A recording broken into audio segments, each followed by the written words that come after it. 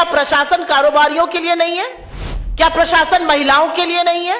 ना महिला सुरक्षित है, ना बच्चे सुरक्षित है, न दलित सुरक्षित है, न कारोबारी सुरक्षित है। सबसे ज्यादा सुरक्षित बिहार में दामाद जी का कुत्ता है। क्या यह प्रदेश सिर्फ और सिर्फ गुंडा राज में आगे रहेगा? बिहार राज्य उत्तर प्रदेश के बाद हत्या के मामलों में दूसरे नंबर पर है। एक दिन नहीं बीतता है जब बिहार के अखबार में किसी बच्ची का रेप, किसी बच्ची की हत्या। लेकिन अब मैं उस मुद्दे पे बात करना चाहती हूं जिसकी बात करते करते कभी कभी रूह कांप जाती है, कभी कभी गला रूंध जाता है। लेकिन अखबार उठाओ और बिहार से रक्त रंजन की तस्वीर ना आए, यह हो नहीं सकता है। 2025 का यह वर्ष है।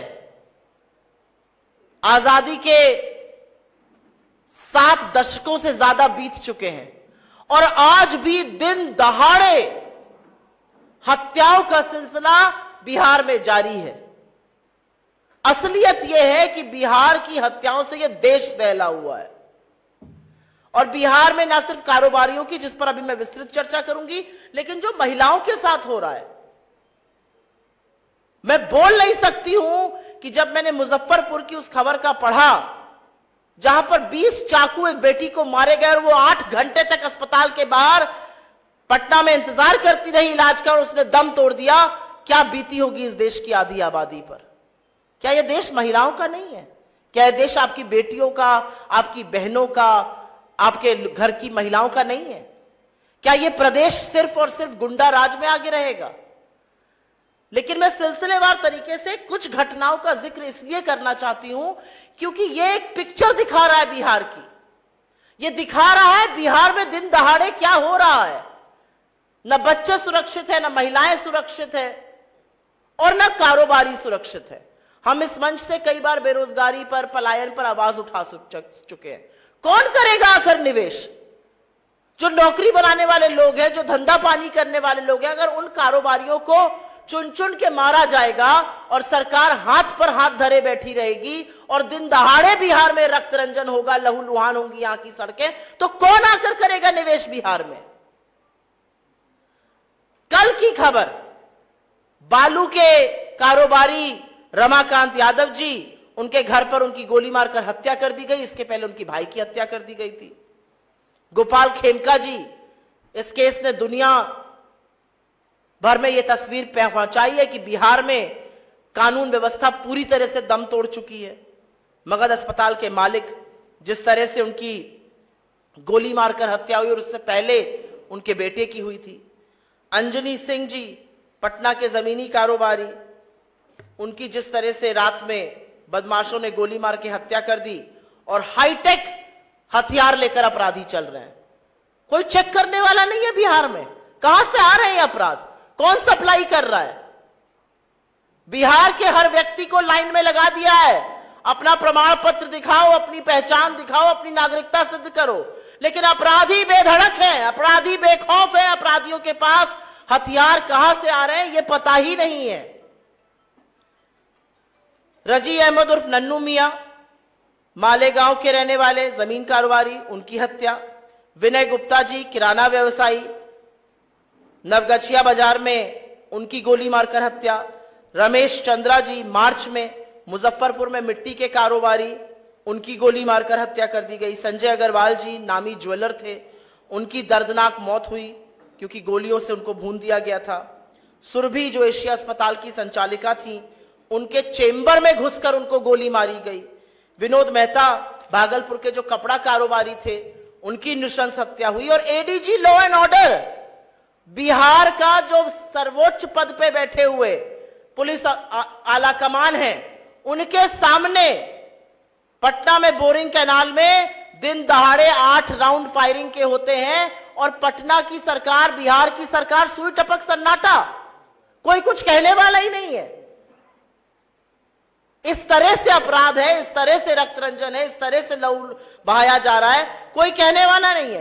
एक दिन नहीं बीतता है जब बिहार के अखबार में किसी बच्ची का रेप, किसी बच्ची की हत्या, किसी छोटे बच्चों के साथ कुकर्म सामने नहीं आते।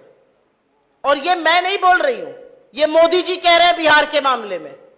क्योंकि ये मोदी सरकार की एनसीआरबी के आंकड़े कोट कर रही हूं आपको, ये कांग्रेस दफ्तर में रिसर्च के आंकड़े नहीं है, ये केंद्र की एजेंसी एनसीआरबी के आंकड़े हैं और वो पूरी तरह से साफ है कि 2006 से 2022 के बीच में बिहार में क्या हुआ है। 2022 से लेकर 2022 के बीच में 323% वृद्धि हुई है अपराध के मामलों में। इसका संज्ञान कौन लेगा, इसका जवाब कौन देगा? सुशासन बाबू का जो ओढ़े रहते थे उस पर कौन जवाब देगा? बिहार राज्य उत्तर प्रदेश के बाद हत्या के मामलों में दूसरे नंबर पर है। हत्या की कोशिश के मामले में बिहार पूरे देश में दूसरे नंबर पे है। बिहार में हत्या, बलात्कार, अपहरण, फिरौती, डकैती के मामले 200% से ज्यादा बढ़े हैं। महिला अपराध, और इसके बारे में भी मैंने चर्चा की थी, 336% की वृद्धि हुई है इस दौरान, और इनमें से 1,17,000 से ज्यादा मामले आज भी अदालतों में लंबित हैं। महिलाओं का सम्मान खोखले दावों से नहीं होता है, उनको सुरक्षित रखकर होता है। महिला अपहरण में 1000% से ज्यादा की वृद्धि। बच्चों के विरुद्ध अपराध में करीब 62,000 से ज्यादा बच्चे कुकर्म और दुष्कर्म का शिकार हुए। दलित उत्पीड़न के मामले में बिहार इस देश में नंबर 2 पर है। तो ना आप महिलाओं को सुरक्षित रख पा रहे हैं, ना बच्चों को रख पा रहे हैं, ना कारोबारियों को रख पा रहे हैं, ना दलित, पिछड़े, आदिवासियों को सुरक्षित रख पा रहे हैं। आप सुरक्षित किसको रख रहे हैं? आपके राज्य में सबसे सुरक्षित वो जघन्य अपराधी है जो आपके साथ मिलकर ये कर रहा है, आपके संरक्षण के चलते ये कर रहा है। लंबी एक फहरिस्त है, चाहे वो बक्सर की घटना हो, सहरसा की हो, पटना की हो, नालंदा की हो, आरा की हो, तमाम ऐसी घटनाएं, चाहे वो बेतिया हो, कटिहार हो, मुंगेर हो, जहां पर महिलाओं के साथ अपराध हुआ, जहां पर कारोबारियों के साथ अपराध हुआ, जहां पर दिन दहाड़े हत्याएं हुई। लेकिन आज भी आरोपी, आज भी जो लोग जिन्होंने इसको अंजाम दिया वो फरार है। 2-4 शूटर को पकड़कर सरकार अपनी पीठ थपथपाती है। ये साजिश कौन रच रहा है, इनके पीछे कितने बड़े बड़े अपराधी खड़े हैं, उनसे कोई सारोकार नहीं है। मैंने बच्चियों के साथ मुजफ्फरपुर की चर्चा की थी। छपरा, बेतिया, सीतामढ़ी, बगहा, अररिया, मुंगेर का कौन सी ऐसी जगह है जहां पर महिलाएं सुरक्षित है? तमाम ऐसी घटनाएं हैं जहां पर गैंग वॉर हो रही है। पिक्चरों में जो दिखाया जाता था वो बिहार में आज हो रहा है, और बिहार की सरकार को मानो कोई फर्क ही नहीं पड़ता है। बिल्कुल जमीनी हकीकत से बिहार की सरकार उखड़ी हुई है, कोई लेना देना नहीं है।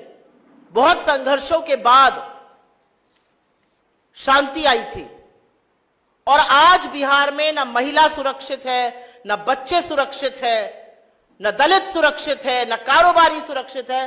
तो सुरक्षित है कौन? सबसे ज्यादा सुरक्षित बिहार में दामाद जी का कुत्ता है, और यह विडंबना है। मैं इसको हंसकर नहीं बोलना चाह रही हूं, यह विडंबना है। सांसद जी का कुत्ता खो गया था, सारे जिले का पुलिस और प्रशासन जुट गया, कुत्ता मिल गया। मुझे कुत्तों से बहुत प्यार है, खुशी हुई मिल गया। लेकिन इसी तल्लीनता से, इसी प्रतिबद्धता से काश आप बिहार के बच्चों को, बिहार की महिलाओं को, बिहार के युवाओं को, बिहार के कारोबारियों को बचा पाते। मुझे कोई आपत्ति नहीं है, कुत्ता मिल गया, अच्छी बात है। लेकिन सारा प्रशासन जुट गया तो कुत्ता मिल गया। क्या प्रशासन कारोबारियों के लिए नहीं है? क्या प्रशासन महिलाओं के लिए नहीं है? क्या प्रशासन बच्चों के लिए नहीं है? किसके लिए चल रही है यह सरकार? यह सरकार कुछ दामादों के लिए चल रही है जिनकी आयोगों में भर्ती है, जिनके कुत्ते खो जाते हैं। यह सरकार उनके लिए चल रही है जो कि लगातार अपराध कर रहे हैं, उनको संरक्षण मिल रहा है, वो दूसरा अपराध करते हैं, क्योंकि सरकार शूटर को पकड़कर अपनी पीठ थपथपाती है। अभी जब मैं बोल रही हूं तो मुझे यह संज्ञान में ला रहे हैं कि आज बीती हुई रात को पटना में किराना कारोबारी की गोली मारकर हत्या कर दी गई। पटना बिहार की राजधानी है, और पटना की सड़कों पर गोलियां ऐसे चल रही हैं जैसे बच्चे कॉल ऑफ ड्यूटी गेम खेल रहे हो वीडियो पे। ये कैसे स्वीकार्य है, और ये कैसे माना जा सकता है? और सुशासन की जो बात करते हैं वो बताएं कि बिहार जो है वो अपराध और रक्त रंजन से क्यों भर चुका है।